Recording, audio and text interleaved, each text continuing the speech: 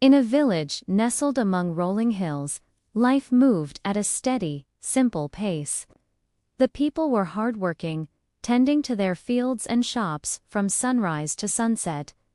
But their busy lives had built walls around their hearts, making them wary and indifferent to anyone from beyond their borders. Strangers were met not with curiosity, but with suspicion. One cold evening, as the sun dipped below the horizon, casting long, purple shadows across the village, a frail figure appeared at the edge of the main road. It was an old woman, her back bent with age, her clothes little more than patched-up rags. She leaned heavily on a gnarled walking stick, and her eyes, though weary, held a quiet, gentle wisdom.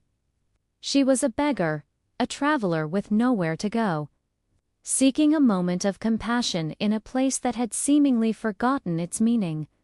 As she slowly made her way into the village square, she approached a wealthy merchant who was closing his shop for the day. "Excuse me, sir," she said, her voice a soft, raspy whisper. "Could you spare a bit of bread or a cup of water?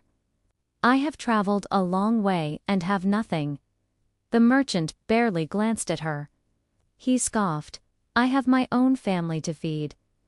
Go on, be gone with you. We don't want your kind here." He turned his back and bolted his door, leaving the old woman standing alone in the growing chill. Undeterred, she continued on. She saw a group of women gossiping near the village well. She approached them politely, her request the sum just a little food, a place to rest her tired feet. One of the women laughed cruelly. "Look at her. She probably carries diseases. Keep your distance." The others joined in, their words like sharp stones, and they shooed her away as if she were a stray dog. House after house, door after door, the story was the same. Some ignored her completely, some shouted at her to leave, and others simply closed their curtains, pretending not to see the lonely figure shivering outside. The village, once a place of community, had become an island of selfishness. Just as despair began to settle in the old woman's heart, a small, rickety door creaked open. In the doorway stood a young girl named Shrela. She was poor, dressed in simple mended clothes, and her home was little more than a humble hut. But her eyes were bright and full of a warmth that the rest of the village had lost. She had watched from her window as the old woman was turned away time and time again, and her heart ached with empathy. "Please, come in," Shrela said softly, her voice full of genuine concern. "I don't have much, but what I have, I will share with you." The old woman looked at the young girl, a flicker of surprise in her tired eyes. She followed Shrela into the tiny home, which was clean but sparse. A small fire crackled in the hearth, offering a meager but welcome warmth. Shrela had only a small bowl of rice and some vegetables left for her own dinner, but without a second thought, she gave the entire meal to her guest. "You need it more than I do," she insisted with a smile. "Please, sit by the fire and get warm." The old woman ate the simple meal, as if it were a king's feast.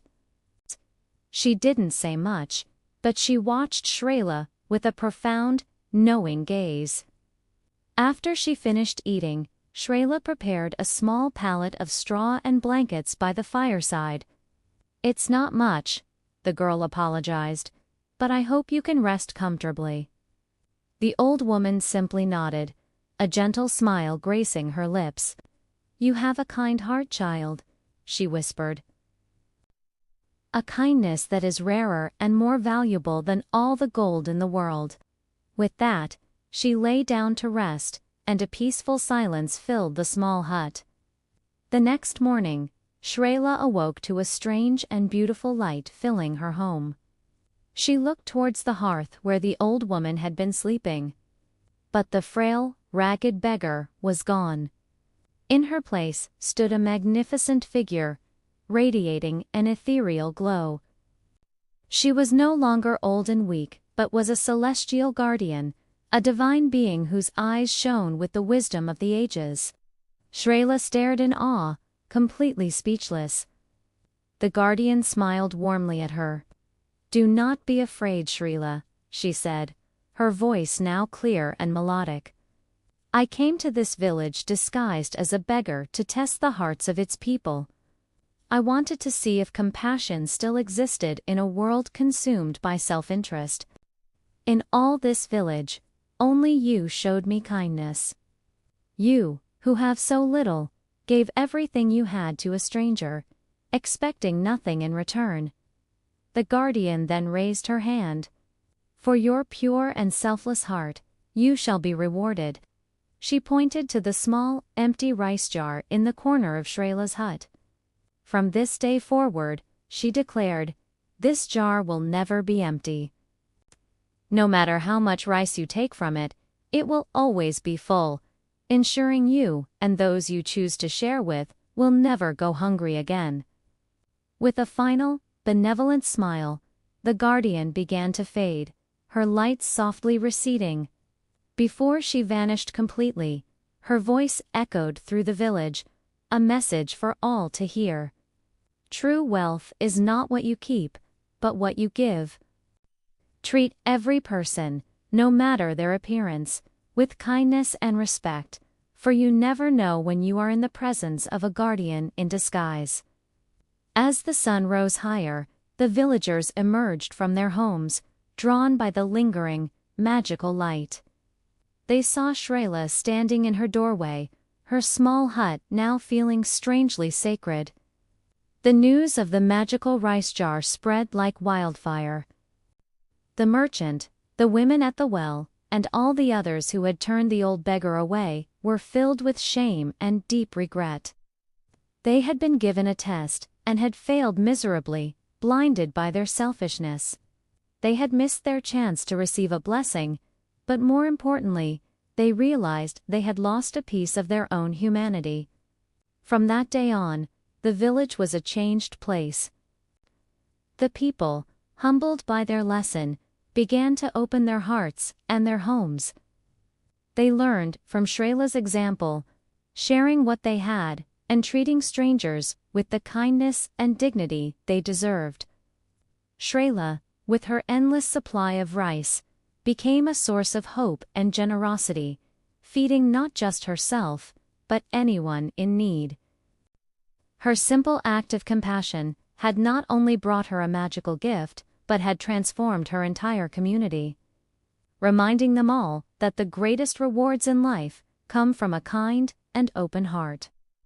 The story of the old beggar woman and the kind girl became a legend, passed down through generations. A timeless reminder that a small act of kindness can create ripples of goodness that last forever.